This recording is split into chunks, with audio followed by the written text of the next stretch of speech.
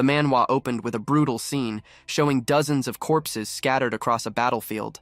A man coughed up blood while realizing that the attack had been fatal. A holy sword had been driven straight through his heart. The one still standing, despite having countless swords and arrows piercing his body, was Necromancer Archimond, the protagonist of the story. Standing at the edge of death, he examined everything that had gone wrong. The Great Continental War had lasted for 10 years. It had been a joint operation in which the Imperial Army led the main assault while a small elite force carried out an infiltration mission. Archimond had anticipated such a move and prepared a defensive barrier in advance, yet it had ultimately failed. The entire plan had been ruined because of a single warrior, the leader of the Northern Night Order, Berkel Reinland. The warrior approached the helpless protagonist and told him to surrender for the sake of peace across the continent. Archimond immediately rejected those words and told him to be silent. In his eyes, Reinland had stood by and done nothing while people died from the plague, yet now he spoke of peace. To Archimond, Reinland was worse than a dog. Every one of them was a hypocrite. With his final breath, he declared that all humanity would fall by his own hands. Those words made everyone nearby uneasy. Even in his current condition, Archimond was still capable of using necromancy. One person insisted that he should be killed immediately before he could cast any magic. Reinland, however, told them to remain calm. 20 million people had died from the plague. Archimond had then used necromancy to turn those dead into his own army. That event had become the spark that ignited the war. Among those 20 million victims were surely people from his hometown. Everything he had done had been driven by revenge. As the hero raised his sword, he spoke of the only reason he had come there, the future of the children. For some reason, those words caused the protagonist's body to freeze. Choices, convictions, and hopes were things that had to be abandoned for the sake of the next generation. Those simple words struck directly at Archimond. The corrupted reflection visible in his own eyes contrasted sharply with the gaze of a righteous knight. The difference between them was absolute. Everything was being done for the sake of future descendants. Archimond dropped to his knees and accepted that this was the end. He asked the warrior to finish him. Berkel tossed the holy sword onto the ground and drew a second blade marked with magical inscriptions. He then asked what the protagonist's final words would be. The answer was simple. A necromancer did not die so easily. Yet the moment those words ended, a precise strike sent the protagonist's head flying through the air. Everyone around them shouted that Archimond was finally dead. Amid the cheers and applause, he could hear the sound of his severed head hitting the ground. Thus ended the 10-year Great Continental War and the reign of the continent's demon. It was the end of Necromancer Archimond. In the next scene, a violent storm raged outside. Inside a castle, two women were having a conversation. The mouth of a newborn child moved slightly, making them wonder what he was trying to say. One of them greeted the young Master Klein after his sleep. She then pointed out the princess, explaining that she was his mother. The women encouraged the child to try saying "mama" and eagerly waited for a response. The baby moved his mouth again. Both women were left stunned. Oh my goodness, he's already speaking. However, the words that came from the child were not what they expected. My guardians of darkness, my servants, my soldiers, I, Archimond, summon you, so heed my command. 15 years passed in what felt like an instant. The fountain in the mansion's garden now shimmered brightly beneath the warm afternoon sunlight. Nearby, a group of young ladies stood watching, their faces filled with amazement and admiration. A young man walked calmly through the large estate, his movements composed and confident. The girls immediately began whispering among themselves, completely captivated by his handsome features and flowing hair. Soon, his appearance came fully into view. He had become an exceptionally handsome young man with snow-white hair. His features were so flawless that he looked as though the gods themselves had crafted him. The young ladies could not stop admiring him, praising how remarkable young Master Klein had grown.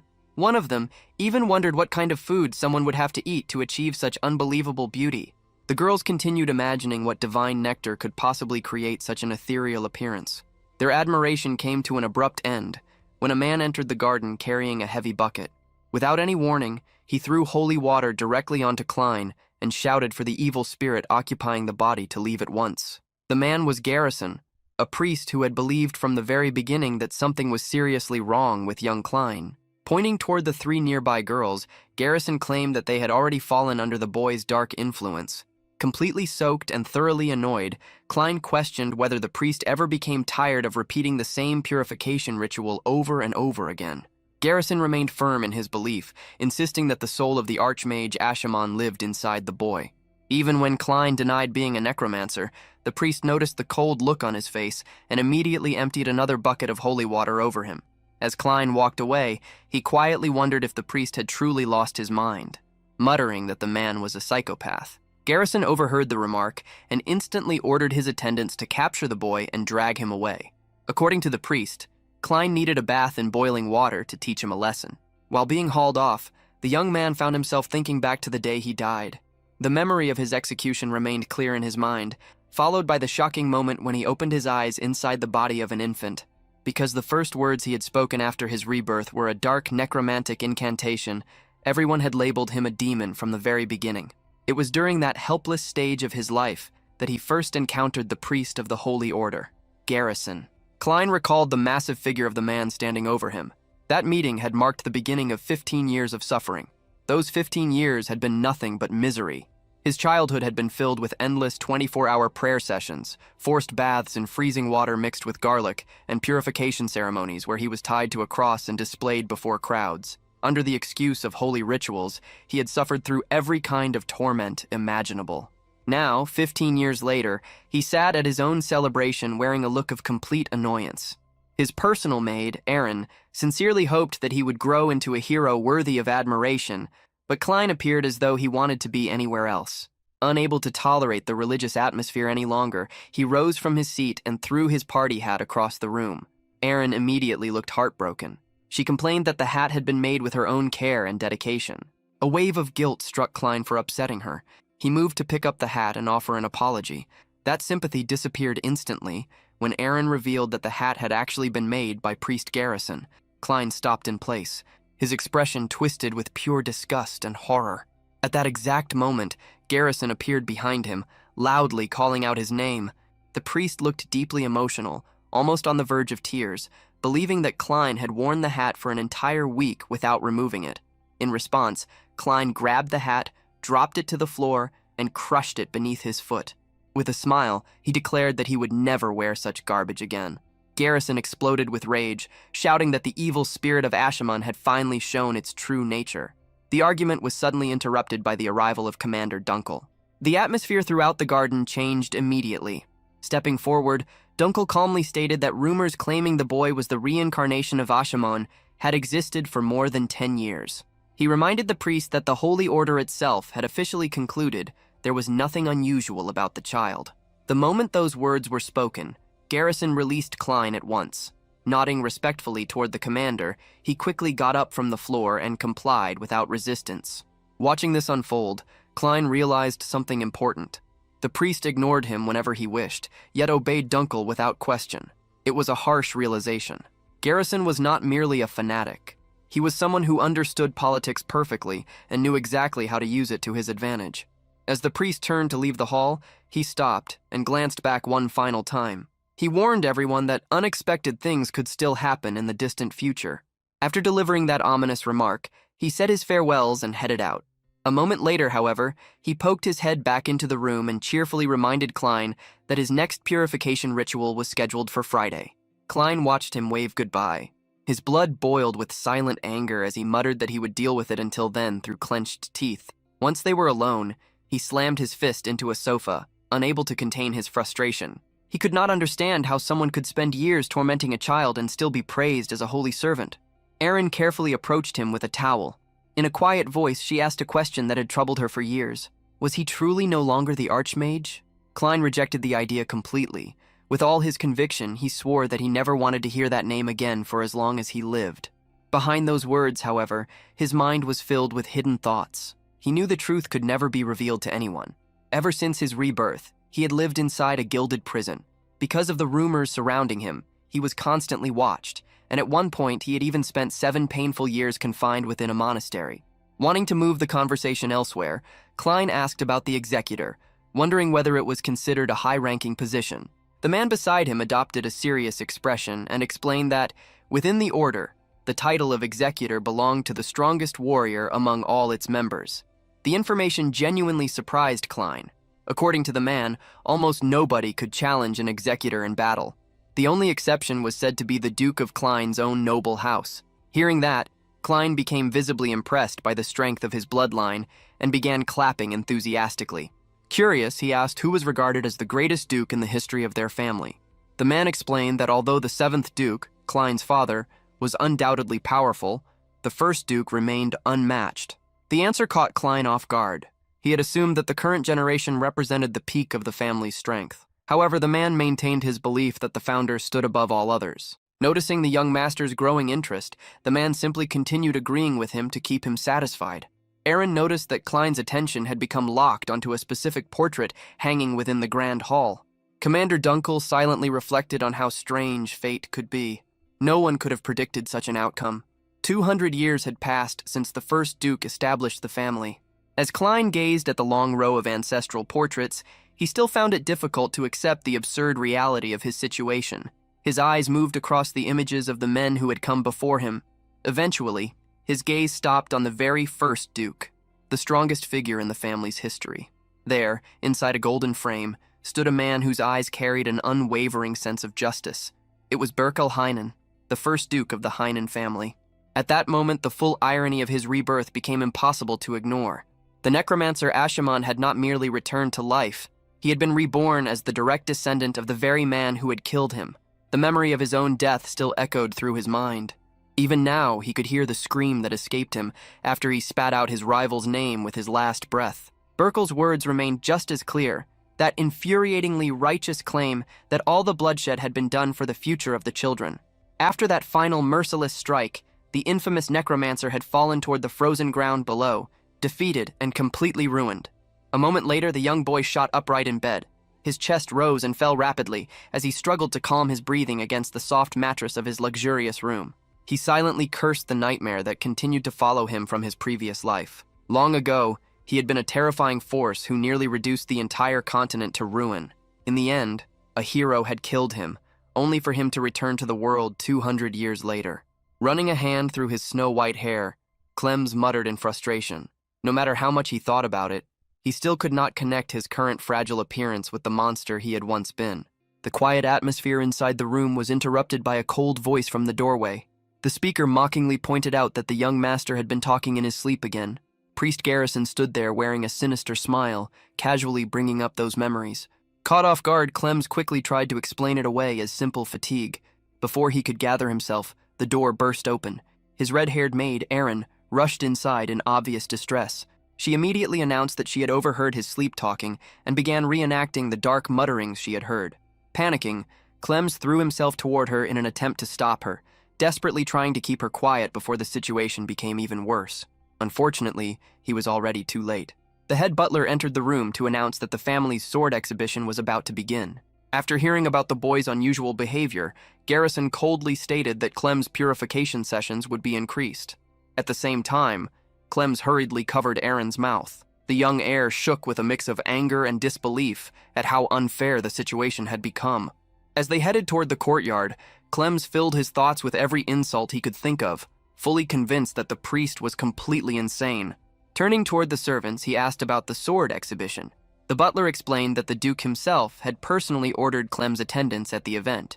The unexpected attention from his father caught him by surprise. As he considered it, a young maid stepped forward and offered him a handkerchief. The mustached butler immediately scolded the girl for disturbing the young master. However, Clem stepped in and defended her. He handed her a biscuit, and the maid instantly became absorbed in happily munching on it. While looking across the vast estate, Clems tried to figure out why his father had suddenly called for him. Then the butler revealed another piece of information. Members of the family's secondary branch had arrived for a visit. Clem's face immediately darkened. He already knew the kind of irritating political performance that was waiting for him. The moment he entered the hall, the noble relatives gathered around him. Their eyes gleamed with ill intent as they approached. Without hesitation, they began mocking him. They deliberately brought up the name of the ancient villain, clearly hoping to provoke a reaction.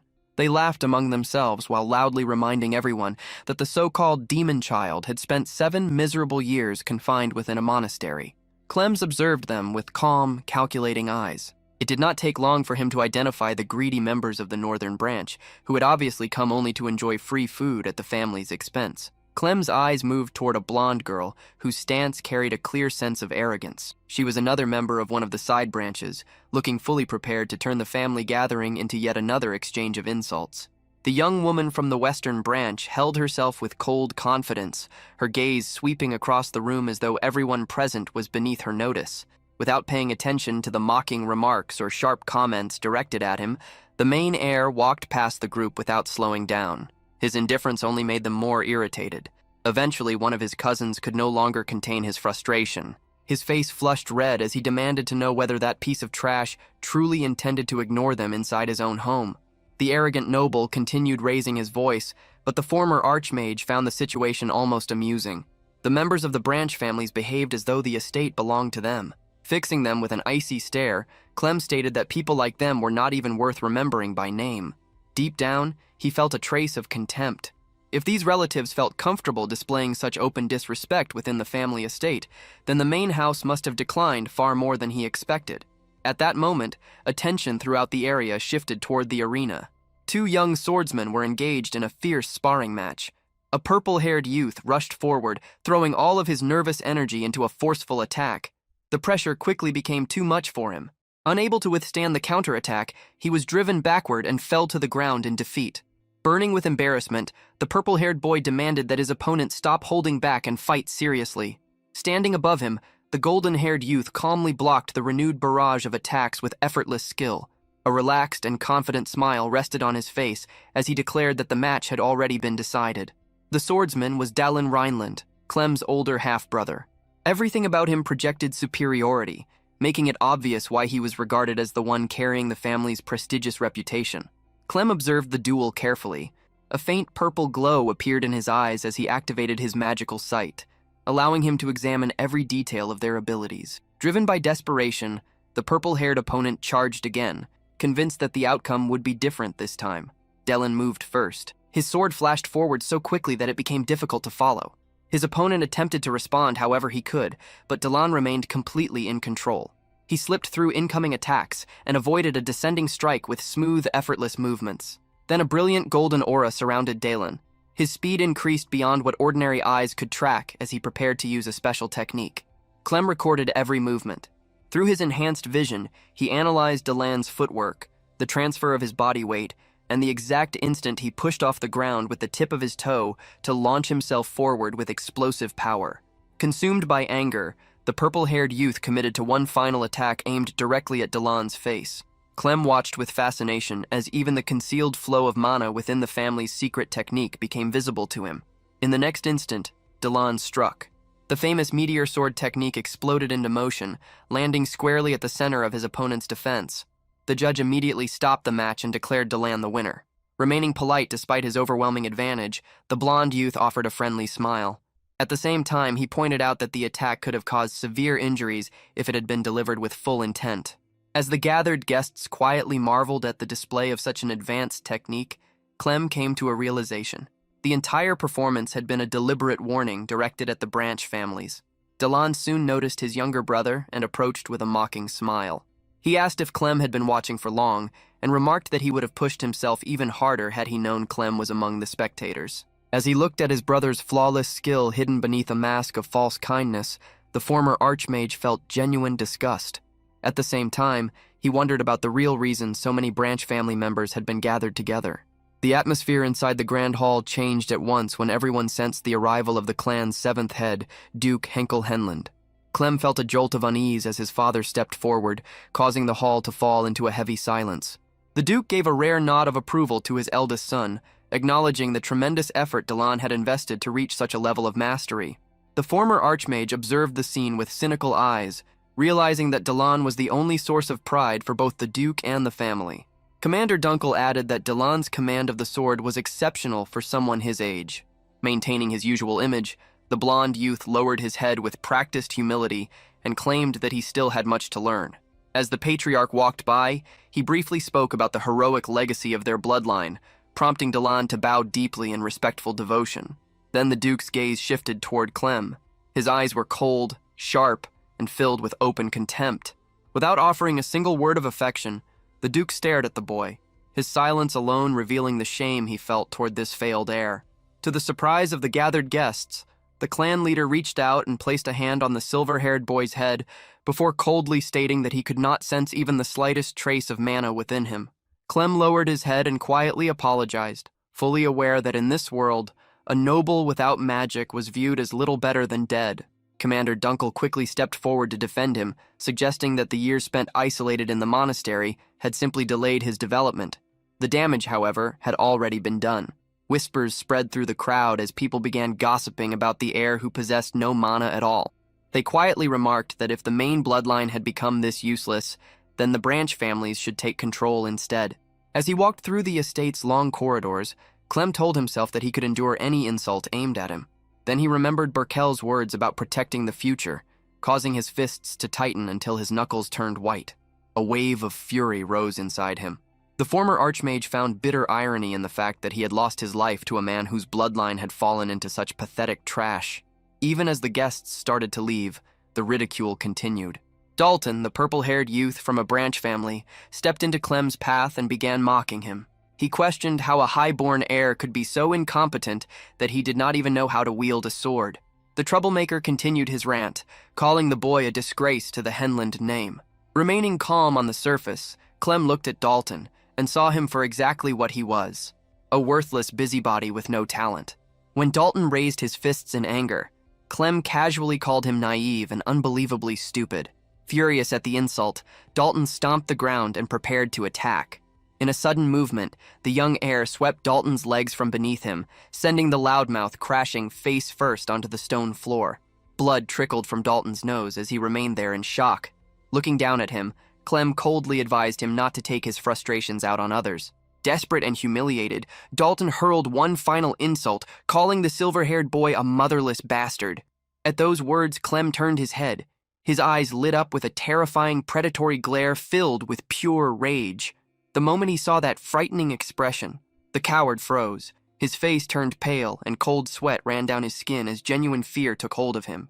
While staring at the trembling boy, the former villain reflected that the true corruption within the family came from the disgusting superiority complex possessed by people like Dalton. As a trace of ancient magic began stirring within his veins, the Necromancer wondered how much longer he would have to continue playing the role of a weakling. Seeing how far the clan had fallen was a bitter thing to endure. Clem recalled the divine and radiant figure of the hero who had killed him, and he could not help feeling a slight sense of pity for the miserable state of Berkel's descendants. His dark thoughts were interrupted when the commander arrived. The man's voice echoed through the corridor as he ordered the injured Dalton to stop causing such a pathetic disturbance. Standing firm as iron, the knight made it clear that he would no longer allow such blatant disrespect under his watch. Dalton ground his teeth in silent frustration, lacking the courage to argue with someone of the commander's standing. As he withdrew, he tossed a final sarcastic remark over his shoulder, telling Clem that he should be thankful for having such a protective bodyguard. The loser hurried away with an awkward hopping stride, leaving the commander staring after him in confusion, with one hand resting firmly on the hilt of his sword. The knight assured Clem that everything was now under control. The silver-haired boy observed his subordinate with a distant expression before finally breaking the silence. Looking at the knight, he simply asked whether he had a spare sword available. Later that night, the pair ventured deep into a dark forest covered by thick, rolling mist. Once they stopped, the veteran warrior handed a heavy steel sword to the boy. The commander asked why the young master needed a weapon at such a late hour. Clem gave no answer. Instead, he gripped the hilt and settled into a combat stance identical to his brother's. Seeing this, the guard concluded that it was time to return to the mansion, assuming that the boy was merely clinging to a desperate dream of becoming a swordsman. Deep down, the warrior felt pity. He knew that without even a trace of mana, no amount of effort could change anything. A person lacking magical power could never hope to become a knight of the Empire. Unaware of the commander's thoughts, the boy began swinging the blade through the damp air, dedicating himself completely to training, despite supposedly being unable to use the family's secret techniques. Closing his eyes, the former Archmage recalled the events of the arena with perfect clarity. He started reproducing the remarkable footwork he had witnessed Delan perform, moving with precision far beyond what someone his age should possess. With a flawless leap, he matched the timing of the movement perfectly, recreating the prodigious technique without error. Suddenly, a volatile purple aura started wrapping itself around the blade's edge. As he reproduced the sword's path with frightening accuracy, purple sparks crackled and hissed around his glowing eye. Sensing a sudden change in the atmosphere, the commander immediately turned around, his breath catching in his throat. He stood frozen, unable to comprehend the overwhelming aura emanating from the boy he had always considered a burden. In the next instant, the air erupted as a massive strike of jagged purple energy shot toward a huge boulder. Just as the power reached its peak, however, a sharp light pierced through the boy's pupil, disrupting the flow of the tremendous energy. The dark aura shattered apart and scattered into the cold night air like broken glass. Even so, the enormous boulder was cut cleanly in two, the smooth surface of the split glowing faintly. The commander could only stand there in complete silence, his understanding of reality collapsing as he stared at the destruction before him. Clem slowly turned around, keeping a firm grip on the sword. A surprised yet knowing smile appeared on his face as he realized that the ancient power he once possessed was finally responding to him again. He had succeeded. He had reproduced the powerful technique with frightening precision. The scene shifted to the following morning. The young heir sat with his head submerged inside a bucket of water, while the commander stood nearby, casually observing that the boy could now hold his breath for more than a minute. Pulling his head out and gasping for air, Clem was immediately forced to endure the knight's dry jokes regarding his strange water training routine. He protested, but the guard merely laughed. The knight's expression soon became more serious as he admitted that he had sensed a distinctly sinister energy coming from the young master's room earlier. While the maid carefully dried the silver-haired boy's damp hair, a servant approached carrying a sealed letter. The messenger formally informed him that Dalton had sent a personal invitation. Clem blinked, briefly failing to remember who that was, until the servant reminded him that Dalton wished to offer an apology. The former archmage immediately recalled the pathetic punch the boy had attempted and scoffed. He knew someone like Dalton was not interested in making peace. As he took the letter, suspicion grew within him. After reading it, he discovered that the invitation concerned a hunting competition. It was the kind of arrangement that practically announced itself as a trap. It was obvious that his opponent simply wanted an excuse to lure him into the wilderness and away from the protection of the manor. When the messenger asked for his answer, Clem lifted his gaze, a determined light flashing in his eyes, as he stated that he saw no reason to decline. He knew he possessed the greatest advantage. His eyes briefly shifted toward the sword resting against the wall. By obsessively studying his brother's movements, he had uncovered a terrifying ability. After witnessing a technique only once, he could reproduce it perfectly. The commander left to prepare the carriage for the upcoming hunt, insisting that he would accompany the young master personally to guarantee his safety. Giving Clem a suspicious look, he asked what sort of plan the boy was plotting this time. With a serious expression, the silver-haired heir reminded him of their previous discussion regarding the changes in his power. The knight replied that, for some reason, the atmosphere around him felt entirely different today. A dark and unsettling presence seemed to linger around them as the carriage began its rough journey toward the distant castle. The road was uneven and difficult, causing the carriage to shake violently as they entered the forest. Inside the cramped cabin, poor Erin gradually turned pale green while clutching her stomach as motion sickness overwhelmed her. By the end, she had slumped against the commander, who sighed and remarked that he had warned her not to come. Before handing over a pillow for her to rest on, Clem glanced at the dense forest outside and remarked that the woodland trails were never kind to those unfamiliar with them. Believing the gesture came from the young master's concern, the commander encouraged Erin to get some sleep and recover. Clem immediately ruined that impression by bluntly clarifying that the pillow was meant solely for Erin's comfort and not for the night. The white-haired boy then fell silent and turned his attention to the scenery passing beyond the carriage window. His eyes followed the ancient forest as he reflected on how drastically the world had changed over the past 2 centuries. He remembered that 200 years earlier, this very region had looked completely different. The land that was now green and thriving had once been a barren wasteland buried beneath snow and surrounded by death. The former villain observed the transformed landscape with a distant expression. A trace of reluctant respect crossed his mind as he realized that Berkel had truly succeeded in turning that graveyard into a better world. His thoughts were interrupted when a guard opened the carriage door and announced their arrival at the vast estate of the Corwell family. Stepping onto the gravel path, Clem raised his eyes toward the enormous manor and was surprised to find it appeared even more luxurious than his own ducal residence.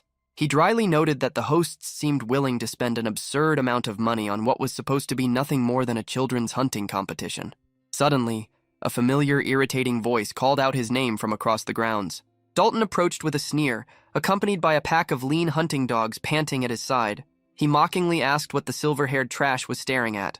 The boy openly boasted that the manor's wealth had been built using money drained from Clem's family and followed the insult with a taunting laugh. One of the large hounds beside him released a deep growl, saliva hanging from its jaws. Clem noticed how unnaturally thin the animals looked and calmly asked when the competition would actually start. Dalton dismissed the question with a casual wave and told him to keep watching. In a deliberate display of cruelty, he released the pack of starving hunting dogs into the forest. He explained that bait had been scattered throughout the mountain to attract wild animals. Boasting about the superior sense of smell possessed by hungry dogs, he watched the hounds race into the woods before raising his bow. Driven by hunger, the animals charged toward the bait. The moment they reached it, Dalton's arrows struck them down. The dogs cried out in pain while the boy laughed at the outcome. Horrified by the needless cruelty, Erin stepped forward and tried to defend her master's dignity. Dalton merely recognized her as the girl who constantly followed Clem around. He reached out as if intending to pat her head. However, his expression quickly darkened as he questioned what use a worthless girl like her could possibly have. Without warning, he seized Erin's arm with enough force to leave bruises and pulled her toward him. Before he could do anything further, Clem's hand shot forward and locked around Dalton's wrist like iron. A cold, predatory fury flashed through Clem's eyes as he warned Dalton to remove his hands from Erin or have his arm broken where he stood. Startled by the strength behind the boy's grip, Dalton lashed out with a desperate punch aimed at Clem's face. The young heir avoided the attack with a simple tilt of his head, dodging it effortlessly. Trying to hide his fear behind arrogance, Dalton sneered before jumping onto his horse and challenging Clem to follow him into the depths of the hunt. Clem mounted his own horse and instructed the commander to remain behind and protect Erin, assuring him that he would return soon. The knight, however, refused to back down. Standing his ground, he revealed a magical scroll tucked into his belt. He explained that it was a signaling charm activated by tearing it apart. Because it required no mana to use, it would allow him to come to the boy's aid immediately if necessary. Clem gave a firm nod. He knew Dalton's father was not someone to trust, and if Dalton intended to lure him deep into the forest, there was likely a far darker purpose behind it than a simple hunting competition. The situation had already escalated beyond that. Before urging his horse forward, Clem looked back at the commander with a gaze carrying far more weight than that of an ordinary teenager. He instructed the knight to tear the scroll the moment things turned bad. At the same time, he assured him that a great storm would rise if that happened. The cryptic statement left the commander silently watching as the young master disappeared into the shadows beneath the trees. Time passed, and night gradually settled over the forest. The woods became a maze of tangled branches and pale moonlight. As he rode deeper into the darkness, the former archmage reasoned that his rival could not have hidden very far away. Eventually, he entered a clearing and found Dalton waiting. The purple-haired youth stood like a twisted figure amid the aftermath of a massacre.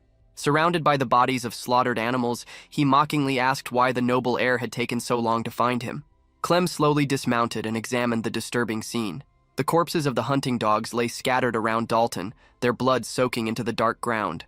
The sight resembled a grotesque display arranged for show. Dalton rose to his feet, madness flickering in his eyes as he announced that they had finally reached the grand conclusion of their competition. Drawing his sword, he revealed his true objective. Clem himself was the final target. Dalton threatened to kill him and present news of the tragic accident to his older sister as a trophy. He continued by mocking the Reinland family, calling it a hollow and laughable bloodline. With a malicious smile, he gave a signal.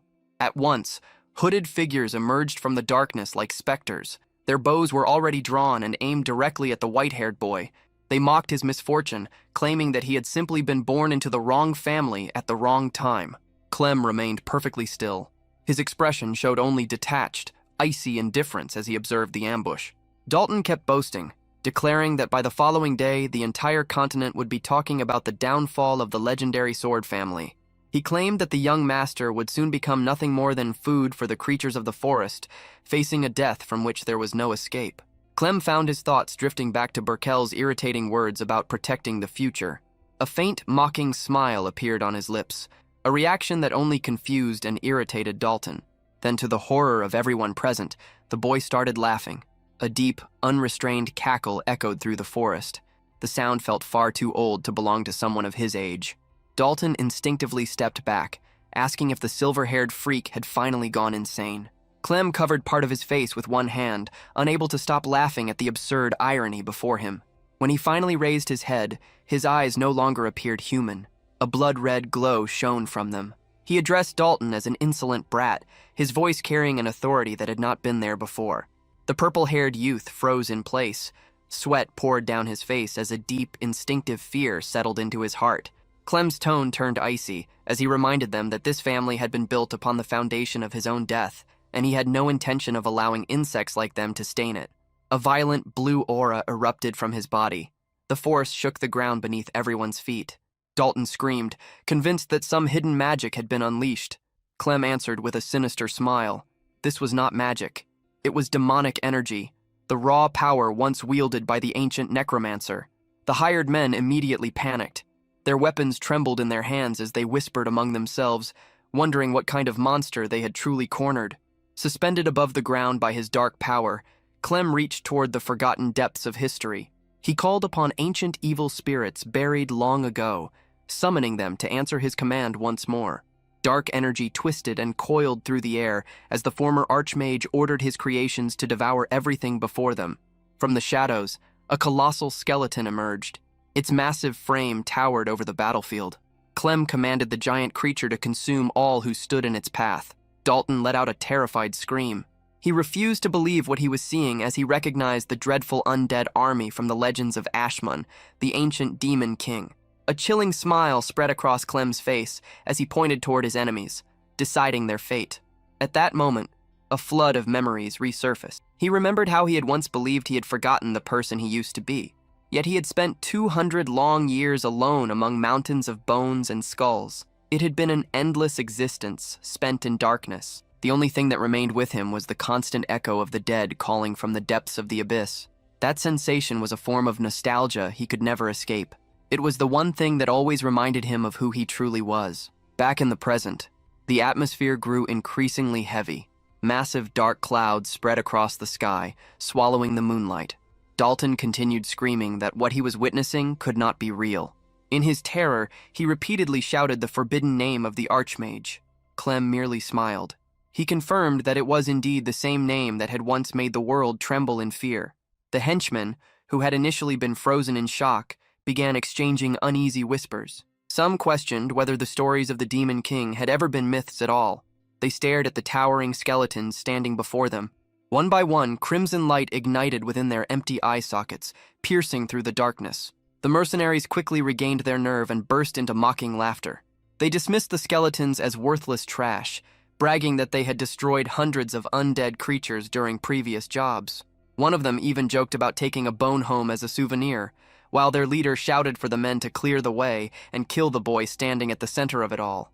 A mercenary stepped forward, lifting a massive crossbow and aiming it directly at the silver-haired youth. At the order to fire, a storm of arrows and bolts shot through the air, sweeping across the night sky toward Clem and his undead army. The projectiles rushed forward at deadly speed, reflected clearly in Clem's eyes as they closed in on him.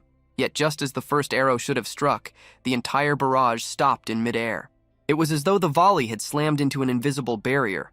Dalton shouted in triumph, convinced that the attack had turned the boy into a pincushion. The celebration lasted only a moment. As the dust cleared, horror spread across his face. Clem remained standing completely unharmed. Enormous spectral shields had appeared before the skeletons, intercepting every arrow and bolt. The undead army had not moved at all. The wall of bone and magic stood untouched, ready to transform the hunters into prey. The skeletons now appeared even more imposing, each equipped with a heavy shield that had materialized to block further attacks. Clem looked at his enemies with a mixture of contempt and pity. He reflected that 200 years was a very long time, long enough for the world to forget the true fear inspired by his army. The mercenaries began to panic. Their eyes widened at the sight of shields appearing from nowhere in the hands of the skeletons. With chilling calm, Clem explained that ordinary skeletons might be fragile, but his creations were entirely different. A sharp smile crossed his face as he declared that his undead were unlike anything they had ever encountered. The revelation, combined with the boy's complete confidence, pushed Dalton even deeper into fear. Clem then issued a cold order to his first unit. He commanded them to break the enemy formation and advance. He swore that those who mocked the future of the North would be crushed by his own hands. With that, he sent his forces forward. The giant skeletons charged across the clearing with speed that seemed impossible for bodies made of bone. The mercenaries were caught completely by surprise. Several stared in disbelief, unable to understand how creatures they considered mindless skeletons could move with such deadly agility. The undead army threw itself into battle, accompanied by a chilling war cry that seemed to echo directly within the minds of the living. The mercenary captain screamed for his men to maintain formation and suppress their fear. His commands were swallowed by the sounds of combat. One of his subordinates was struck brutally by a skeleton and sent flying with his body shattered. The slaughter truly began. The forest filled with the screams of dying men and the constant clatter of bone. Dalton watched in horror as the battlefield became a massacre of his own creation. Without hesitation, the young necromancer issued another command. He ordered his second unit, the crossbowmen, to sweep the area and eliminate anyone left behind. Among the twisted branches of the surrounding trees, skeletal archers shifted into position, their empty eye sockets locked onto targets with unnatural precision. The surviving mercenaries felt a chill run through their bodies as they realized the undead possessed ranged attackers as well. With a dry and emotionless command, the former archmage ordered them to fire without mercy. A barrage of deadly arrows cut through the night air at tremendous speed. The mercenaries were struck where they stood, the impact driving the bolts through their bodies and pinning them to the ground as cries of pain echoed through the forest. One particularly tough mercenary captain attempted to resist, blocking a powerful strike from a skeleton with his sword. In desperation, he shouted that such a thing was impossible, insisting that no ordinary necromancer could command power this organized. He quickly realized that if the battle continued at this pace, every one of them would be wiped out. As his world collapsed around him, Dalton screamed for his men to listen. His voice vanished beneath the chaos of the slaughter. A skeleton silently approached from behind, its jagged weapon raised for a fatal strike. Reacting in panic and anger, the purple-haired noble spun around and unleashed a precise attack that cleanly severed the creature's skull. For a brief moment, he celebrated. He believed he had discovered the monster's weakness. That confidence lasted only an instant. The headless skeleton did not collapse. Instead, its body continued moving forward and swung its weapon at him with relentless force. Dalton stumbled back in terror. The laws of life and death, he understood clearly, did not apply to the Archmage's creations. He stood frozen in disbelief, unable to accept that a skeleton could continue functioning without its head. A slow, mocking smile appeared on Clem's face. He reminded Dalton that he had already been warned. As if to prove the point, the headless skeleton bent down, picked up its own skull from the ground, and calmly attached it back onto its neck. The motion was as casual as adjusting a piece of armor. Clem explained that this relentless durability was one of the main reasons he had conquered the continent in his previous life. Watching the creature repair itself with its own hands pushed Dalton deeper into primal fear. The former Archmage then revealed the truth. Spirits created through pure demonic energy did not obey the rules of mortal wounds. They were not easily destroyed. The remaining mercenaries reached the edge of despair. They cried out in panic as they realized they were fighting an army that simply refused to stay dead. Clem let out a quiet sigh. He remarked that his current young body could only sustain 11 of these elite summons at once. Then he asked the trembling survivors whether they truly intended to continue the charade. While the forest was drowning in blood, the scene shifted back to the peaceful gardens of the manor. Near a fountain, the commander and Aaron shared a light-hearted conversation. Aaron giggled as she imagined stories about the young master's supposed misbehavior during his years at the monastery. The commander watched her with a softer expression, noticing how sincerely she cared for the boy. With her cheeks full of snacks, she nodded enthusiastically and declared that she loved him more than anything.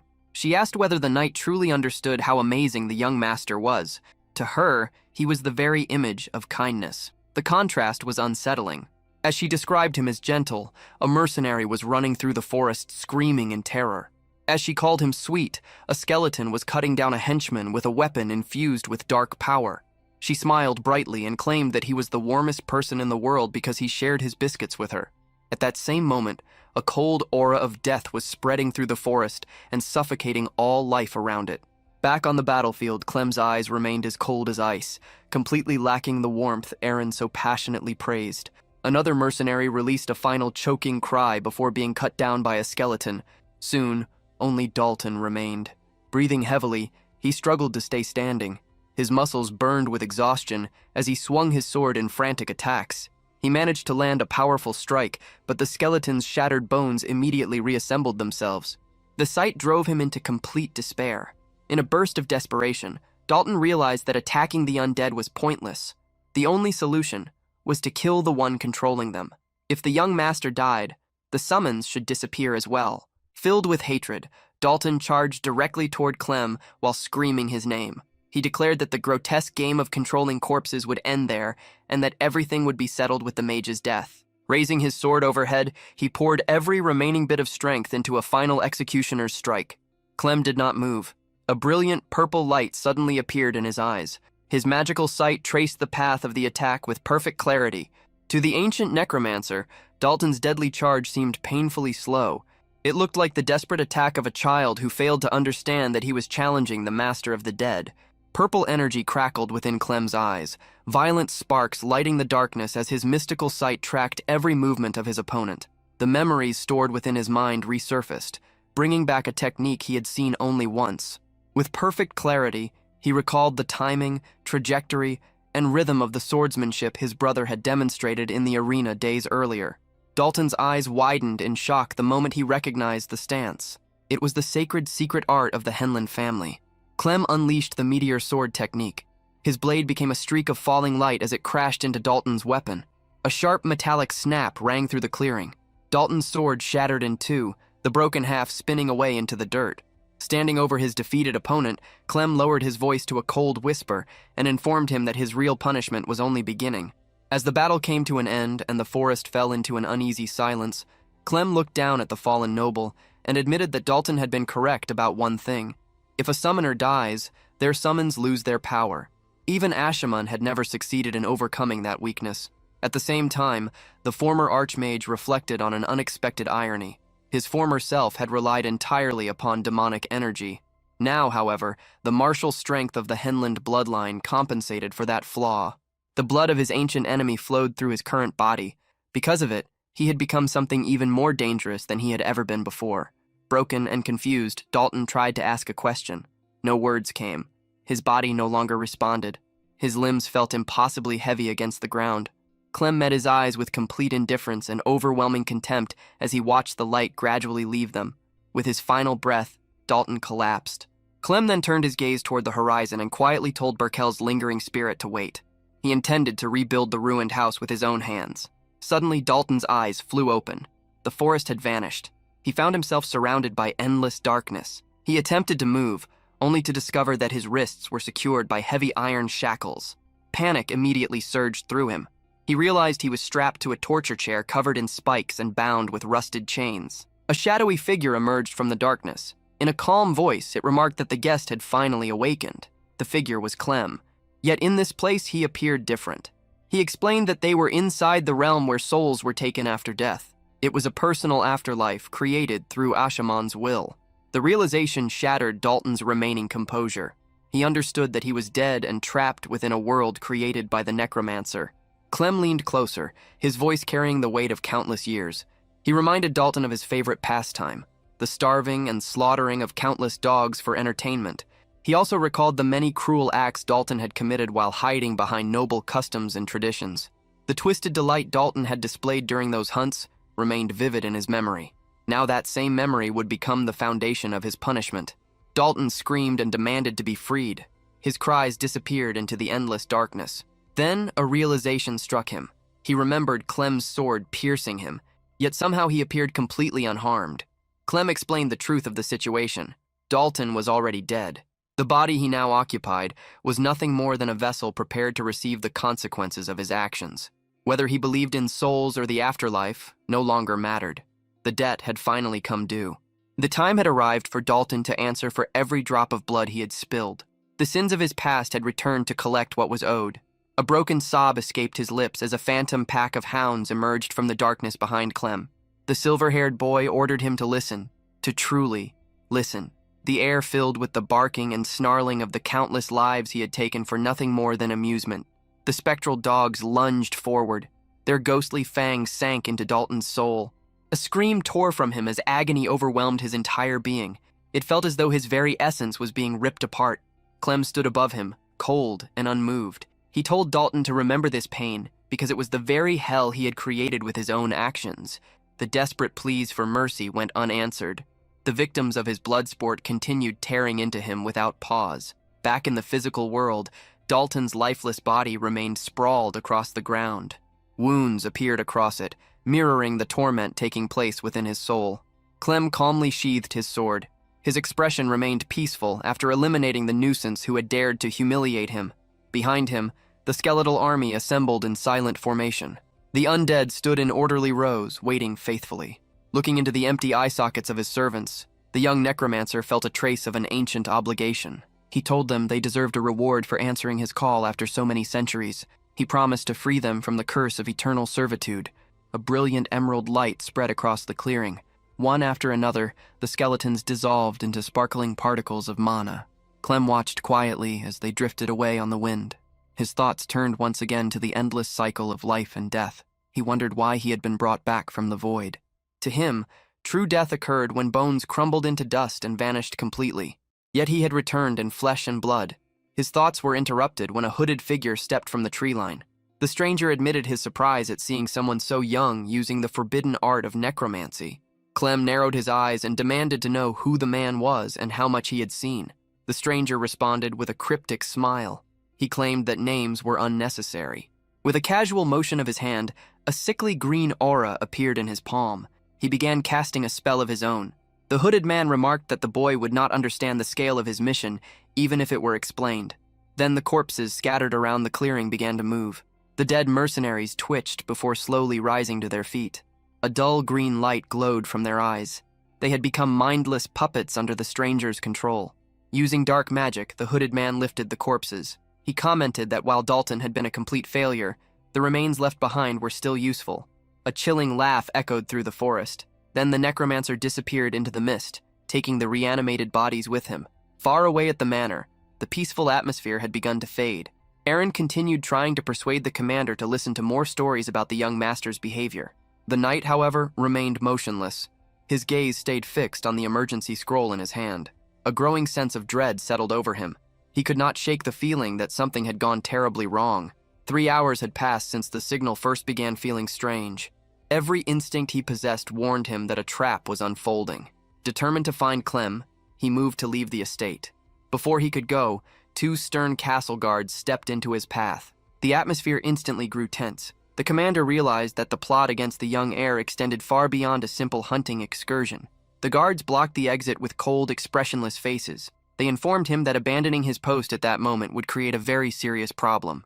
The knight remained silent, his eyes narrowing as he recognized the Corwell family crest displayed on the guards' uniforms. That was all the confirmation he needed. Dalton's family had been preparing this scheme from the beginning, weaving a safety net in case their plans failed. The commander straightened to his full height and delivered a final warning. If they attempted to block his path again, he would no longer remain passive. Faced with the overwhelming killing intent radiating from him, the Corwell guards hesitated. The knight then turned toward Aaron and instructed the young maid to return to the manor alongside the priest who had accompanied them on the trip. One of the guards immediately informed him, with a grim expression, that the priest had already left some time ago.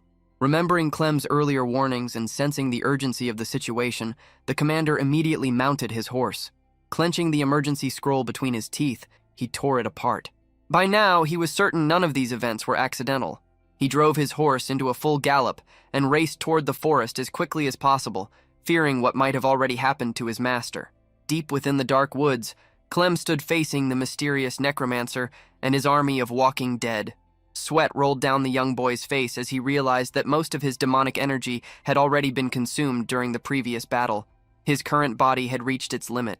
He no longer possessed enough strength to rely on his own necromancy. Sensing an opportunity, the hooded sorcerer ordered his undead servants to overwhelm the boy without hesitation. The zombies surged forward. Clem merely smirked. He mocked the necromancer for believing that imitation alone was enough to defeat him. Suddenly, the crest engraved on the magical scroll in Clem's possession erupted with brilliant holy light. The advancing zombies screamed and recoiled. Their decaying flesh twisted in agony as the radiance burned through the darkness. Clem laughed and informed his enemy that the battle was already over. The necromancer watched in confusion as the ground beneath them began glowing with golden divine power. The light surged upward and swallowed the surrounding shadows. From the center of the radiance, the priest who had accompanied the young heir appeared. His eyes blazed with golden fire. With a voice resembling distant thunder, he called upon holy power to purify the abominations before him. The zombies were instantly reduced to drifting ash. He assured the young master that there was no need to worry any longer, because the church would handle the rest. Stunned, the necromancer demanded to know who this man was. How could someone wield such overwhelming holy power? The priest met his gaze without hesitation and revealed himself as an exarch of the Holy Order. The exarchs were the church's greatest human weapons. Only 3 existed, chosen warriors who carried out the absolute will of the Pope. They alone could wield the sacred weapons left behind by Saint Galagund. Stories claimed that a single exarch possessed enough martial power to equal an entire fortress. The necromancer trembled as the priest's holy aura physically crushed the darkness around him. Clem watched in silence as the man he had known only as a simple priest revealed his true identity. Among the 3 chosen warriors, he was renowned as the greatest in martial strength. The exarch stepped forward and positioned himself in front of the boy. He promised to protect him from all evil. The remaining zombies, driven onward by the necromancer's desperate commands, charged with savage fury. They stood no chance. The exarch raised a sacred tome and poured divine power through it. A blazing wave of holy fire engulfed the undead and incinerated them where they stood. He commanded the sinners to listen and pray for their souls before it became too late. His words carried the weight of final judgment. Then he slammed his foot into the ground. A shockwave of golden energy burst outward. The earth cracked apart as the force hurled the undead puppets away like leaves caught in a storm. It was a final, devastating blow. The exarch declared it an act of mercy, a final judgment upon corrupted and lost souls. The necromancer himself was thrown backward by the sheer pressure released from the attack. His mind reeled as he struggled to accept the absurdity of an exarch appearing in such a remote location. He cursed bitterly, realizing that his carefully prepared plan had collided with the most terrifying weapon the Holy Order possessed. The hooded necromancer spat onto the ground. His voice shook with frustration as he declared that such divine power was nothing more than a grand lie. Terrified, the necromancer turned and tried to flee the clearing. In his panic, his mask slipped from his face and fell onto the forest floor, exposing his hidden identity beneath the moonlight. He never got far. The exarch appeared directly in front of him like an avenging deity and calmly asked where he thought he was going. The necromancer screamed as the priest's overwhelming mental pressure invaded his mind and crushed his will. He struggled for breath, but none came. The sorcerer listened as the exarch quietly informed him that the prayer was not yet finished and that he should be grateful for the judgment the divine light was about to deliver. In the name of the Holy Order, the exarch unleashed a final purifying attack. The necromancer was instantly reduced to a pile of gray ash. Clem observed the execution closely. One of the man's eyes rolled across the dirt before coming to a stop near his feet. As he bent down to retrieve it, he reflected on the terrifying efficiency of the exarch. With a single movement and the pressure of his presence alone, the priest had erased more than 20 enemies in an instant. Even the former archmage found that level of power deeply impressive. Suddenly, a blood-stained hand seized Clem's shoulder with enough force to bruise. It was the exarch. His narrowed eyes carefully examined the boy. The priest explained that he had rushed to the location the moment he sensed a surge of necromancy. Yet now that he was standing there, something felt wrong. His grip tightened as he remarked that the aura of death he had sensed did not seem to belong to the boy.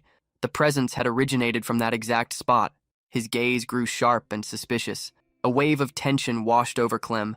He understood how dangerous the situation was. One mistake, one wrong word, and the holy warrior would kill him without hesitation. The tense silence was broken by the sound of galloping hooves. The commander arrived at full speed, shouting Clem's name in alarm. The sight of his loyal guard brought a small sense of relief. However, the strain of the night had finally caught up with him.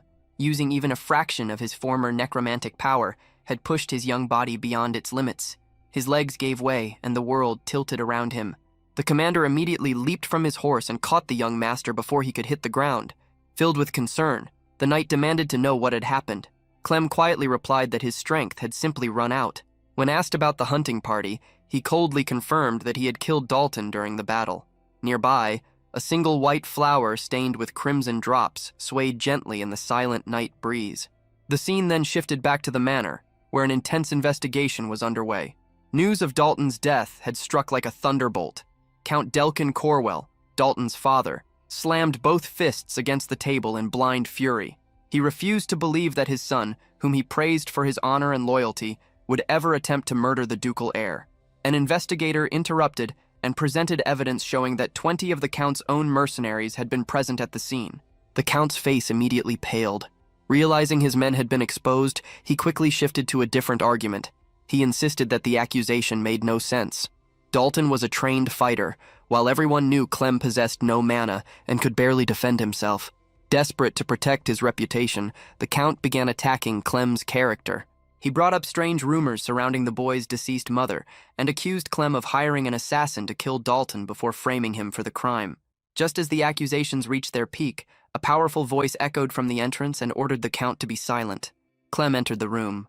A dry smirk crossed his face as he remarked that there seemed to be no limit to the nonsense people were willing to say. He stated plainly that he had acted in self-defense and that the priest had helped him confront the true threat, the Necromancer. When the Count called him a liar, Clem met his eyes without wavering. A faint pink light flickered within his gaze. Wearing a thin, mocking smile, he asked whether everyone had already decided that he was Archimond. A suffocating pressure settled over the room as he reminded those present of the vow he had made when Dalton died. It was a solemn promise to rebuild the collapsing foundations of the Reinland family with his own hands. Every word carried unwavering conviction. He declared that he would restore the family through his own efforts and would no longer tolerate any pests standing in his way. The oppressive atmosphere filling the room was suddenly interrupted by a firm knock at the door. A blonde woman stepped inside. Her presence was so imposing that the room seemed to fall silent the moment she entered. She was the commander of the Blue Spear Holy Knights, and her arrival immediately made those present uneasy. Clem recognized her at once. She was the same woman who had observed the sword exhibition from the shadows. When one of the nobles questioned her presence, the investigator explained that Dalton had carried out missions for her order in the past, giving her a legitimate interest in the case. She directed a sharp, probing gaze toward Clem. Even the ancient archmage within him instinctively regarded her with caution. Without wasting time, the commander requested a private meeting with the young heir. Although the investigator showed some reluctance, he eventually agreed and told Clem not to take too long. As he followed the woman toward a secluded chamber, countless possibilities ran through his mind. He knew she had not come for a casual conversation. This was either an attempt to confirm her suspicions or some kind of dangerous test. Regardless of her purpose, he resolved to make use of her family, House Forvern, as a stepping stone for his future ambitions. They entered a private study. The commander turned toward him, and her calm yet strangely captivating voice broke the silence. Without any warning, she pressed him against the wall. Her eyes locked onto his as she quietly stated an unexpected request. She wanted to touch him and discover the truth for herself.